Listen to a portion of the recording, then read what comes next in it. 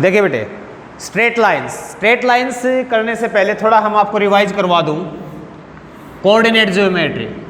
10th class में आप लोगों ने पढ़ी है कि 2D प्लेन के अंदर जो भी आपका कोऑर्डिनेट आप रीड करते हो, स्टडी करते हो, उसको हम 2 डायमेंशनल ज्योमेट्री बोलते हैं बेटा।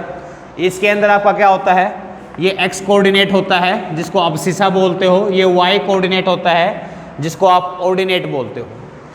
और साइन ऑफ कन्वेंशन भी आप लोगों को अच्छे से पता है कि ये जो x एक्सिस और y एक्सिस जो 2 कोऑर्डिनेट दे रखे हैं, ये प्लेन के 4 पार्ट करते हैं बेटा, first, second, third and fourth. ठीक है, और इन 4 पार्ट्स को हम क्या बोलते थे, क्वाड्रेंट्स। क्या कहते हैं, क्वाड्रेंट। जो फर्स्ट क्वाड्रेंट होता है उसके अंदर दोनों पॉजिटिव होते हैं, दोनों कौन, अब्सिसा भी और ऑर्डिनेट भी, यानी x की वैल्यू भी पॉजिटिव, y की वैल्यू भी पॉजिटिव।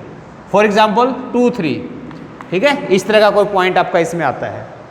सेकेंड क्वाड्रेंट के अंदर ये आपका नेगेटिव x एक्सिस होता है, तो x का इसमें नेगेटिव होगा और y का क्या होगा, पॉजिटिव, यानी माइनस प्लस, -2, 3। ओके, जब थर्ड क्वाड्रेंट में जाते हो x भी नेगेटिव की साइड, y भी नेगेटिव की साइड, तो इसमें दोनों नेगेटिव होते हैं, यानी कि -2, -3।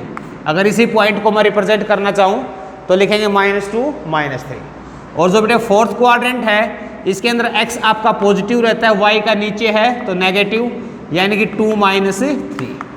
ठीक है, तो इस तरह से ये सब आपने 9th क्लास में भी पढ़ा होगा शायद। ओके, अब ये क्या कहता है इसके अंदर कि जब हम लाइन का जिक्र करेंगे तो कोऑर्डिनेट ज्योमेट्री के अंदर किन्हीं भी 2 पॉइंट्स को आप मिलाओगे।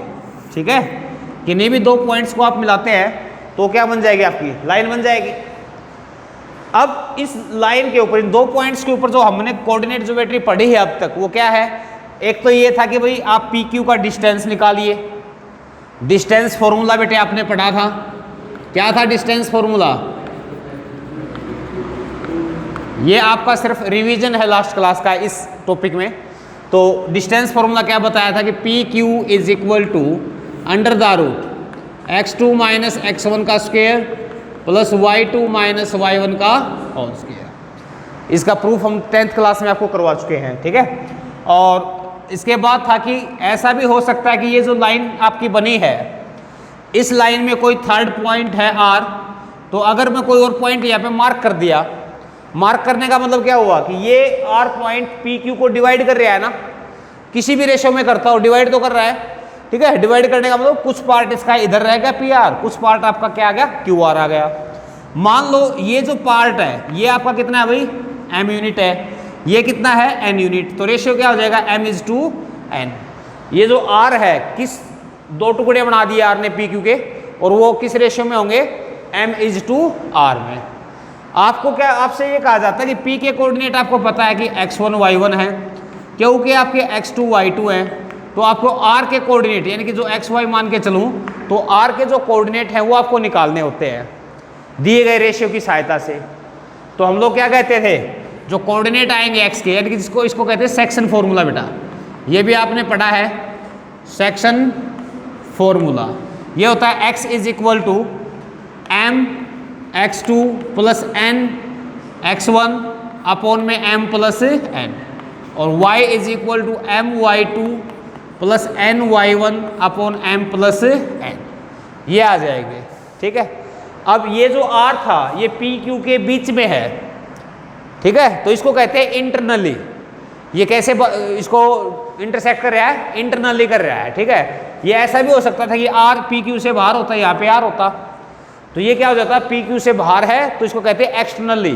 कैसे इंटरसेक्ट करता है ये, एक्सटर्नली। एक्सटर्नली के अंदर रेशियो क्या बन जाता, जहाँ पे भी प्लस है आपका, आप क्या कर देते हैं, वहाँ पे माइनस कर देते हैं।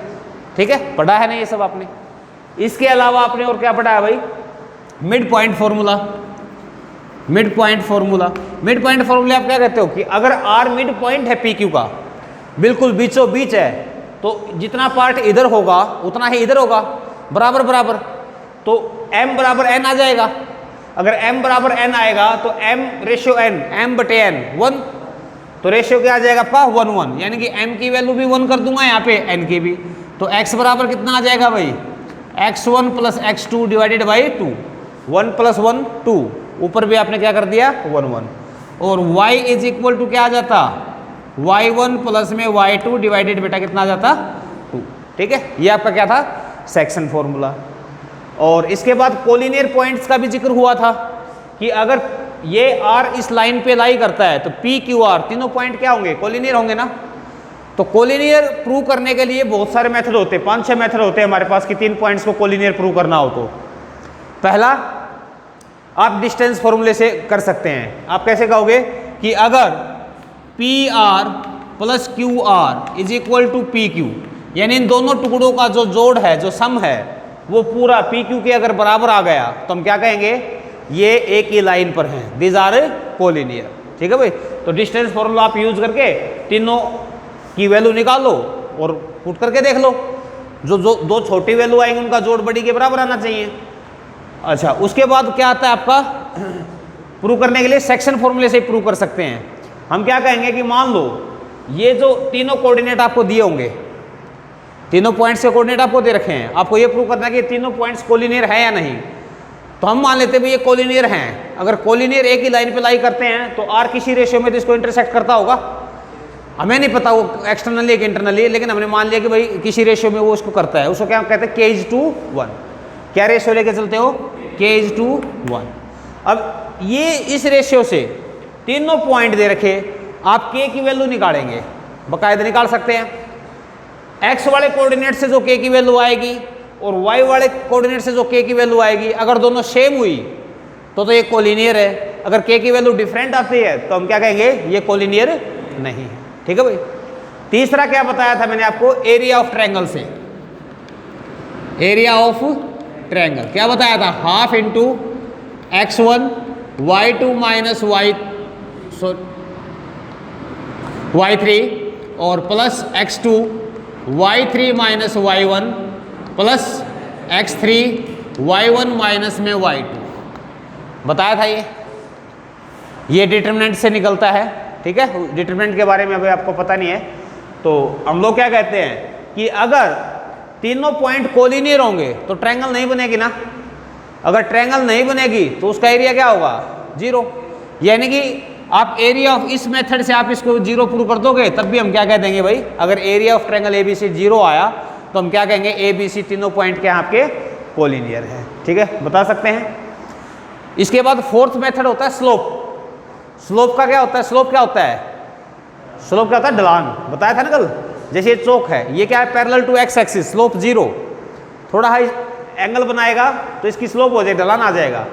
तो ये क्या कहता है कि यहाँ से हम क्या करेंगे, PQ का स्लोप निकाल लेंगे, वो अभी बताएंगे नेक्स्ट एक्सरसाइज में, y2 माइनस y1 अपन x2 माइनस x1, और इसका स्लोप निकालेंगे। अगर स्लोप बराबर आया तो उनका ढलान क्या होगा, सेम होगा। झुकाव क्या होगा, सेम होगा। तो सेम अगर झुकाव है तो उनको क्या बोलते हैं, पैरेलल।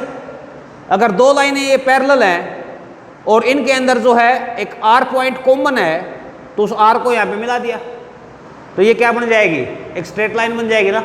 यानी कि अगर इन दोनों टुकड़ों का जो स्लोप है वो अगर सेम आता है तो भी लाइनें क्या होती है बेटा, पैरेलल होंगी और पॉइंट्स क्या हो जाएंगे, कोलिनियर हो जाएंगे। बता सकते हैं ना, लेकिन आपको फिलहाल यहीं तक करना है। अच्छा, इसके बाद और क्या दिया था आपको दिया था कोऑर्डिनेट ऑफ सेंट्रोइड।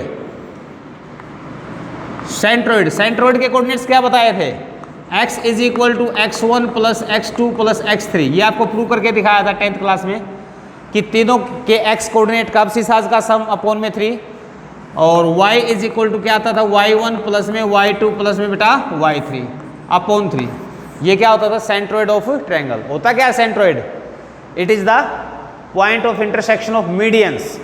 ट्रायंगल के अंदर जो मीडियन डालते हो आप, उनका पॉइंट ऑफ इंटरसेक्शन को क्या कहते हैं, सेंट्रोइड। ओके, इसके अलावा आपका क्या होता है, इन सेंटर। क्या होता है बेटा, इन सेंटर। इन सेंटर क्या होता है, कोई भी ट्रायंगल दे रखा है, ये इसके एंगल्स हैं, जो एंगल बाइसेक्टर जहाँ पर इंटरसेक्ट करते हैं उसको हम क्या कहते हैं, इन सेंटर। और इन सेंटर के कोऑर्डिनेट्स कैसे निकालते हो, x इज इक्वल टू आप कहोगे a into x1 plus b into x2 plus c into x3 upon a plus b plus c। इसी तरह से y बराबर होता है बेटा a y1 b y2 plus c y3 upon a plus b plus c।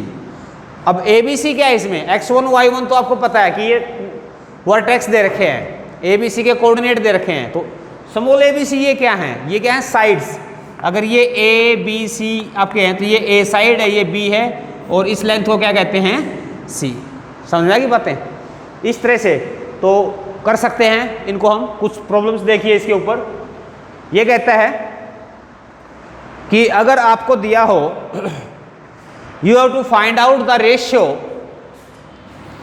Ratio in which the line 2x plus 3y plus 7 is equal to 0.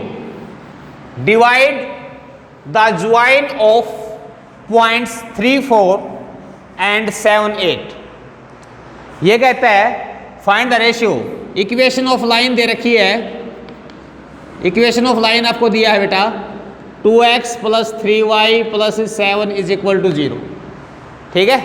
ये कहता है कि ये लाइन किसी एक और लाइन को ये इंटरसेक्ट करती है। ये लाइन कौन सी है, 2x plus 3y plus 7 equal to 0, और ये एक लाइन है ए बी। पूछना चाहता है कि ये लाइन ए बी को किस रेशियो में इंटरसेक्ट करेगी, रेशियो निकालना है आपको। तो ए के कोऑर्डिनेट आपको दिए हैं कितना, 3, 4 एंड 7, 8। ये ए बी के कोऑर्डिनेट दिए। मान लो जहाँ पे पॉइंट ऑफ इंटरसेक्शन आया है बेटे, इसको क्या कह दिया मैंने, सी बोल दिया। अगर ये सी है तो इसके कोऑर्डिनेट मान लूँ मैं एक्स वाई, और सपोज कीजिए ये इसको k:1 रेशियो में इसको डिवाइड करती है।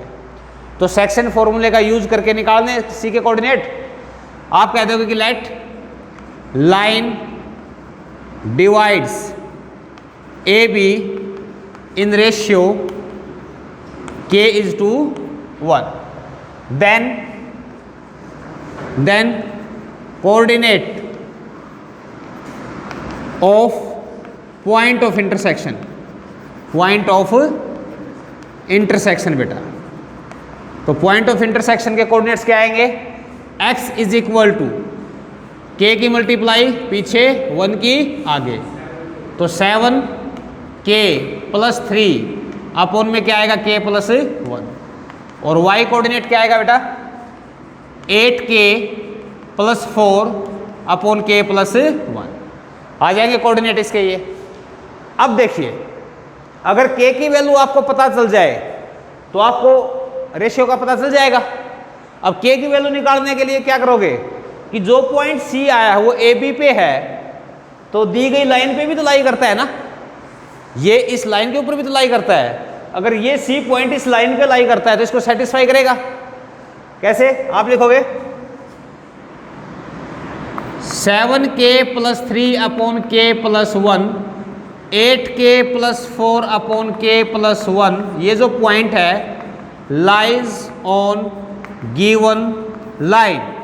जो लाइन दे रखी है इसके ऊपर भी ये लाई करता है। अगर करता है तब क्या कहेंगे, इसके अंदर पुट कर देंगे। तो 2 इंटू एक्स, एक्स की वैल्यू क्या है, 7k plus 3 अपॉन k plus 1 प्लस 3, y की वैल्यू है 8k plus 4 अपॉन में k plus 1 plus 7 is equal to 0। जब आप इसको सिंप्लीफाई करेंगे तो क्या आएगा यहाँ से, ये आ जाएगा आपका 14k प्लस 6 प्लस में 24k प्लस 12, और k plus 1 की मल्टीप्लाई करोगे तो 7k plus 7 इक्वल टू क्या आएगा, 0। तो क्या बन गया आपके पास, ये देखिए 7, 14, 21 तो 45k, k 45, ये आपके पास 6, 18 और 7 कितना हो गया भाई, 25 इज इक्वल टू 0। तो k की वैल्यू कितनी आई, -25 अपॉन 14, यानी कि -5/9।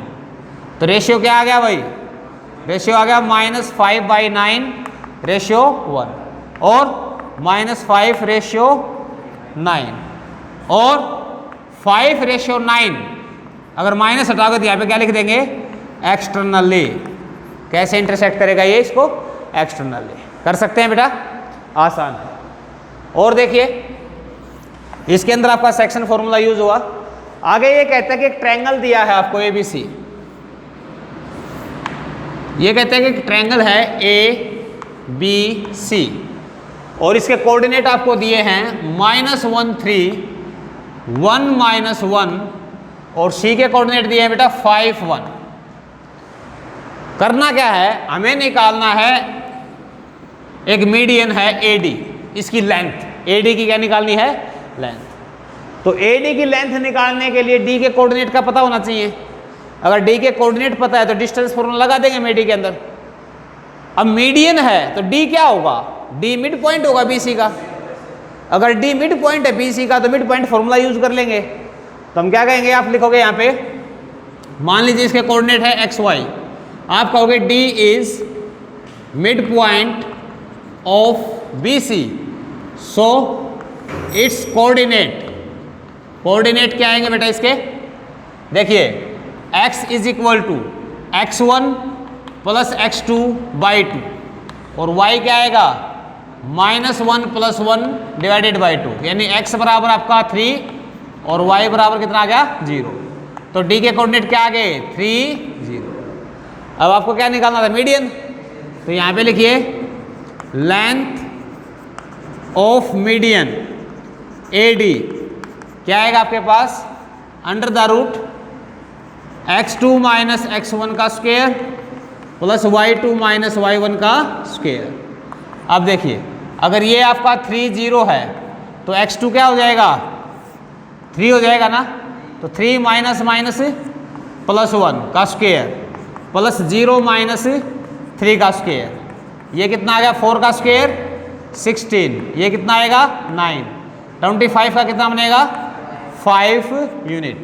ठीक है बेटा, कर सकते हो। तो इस तरह से करने थे ये आपके।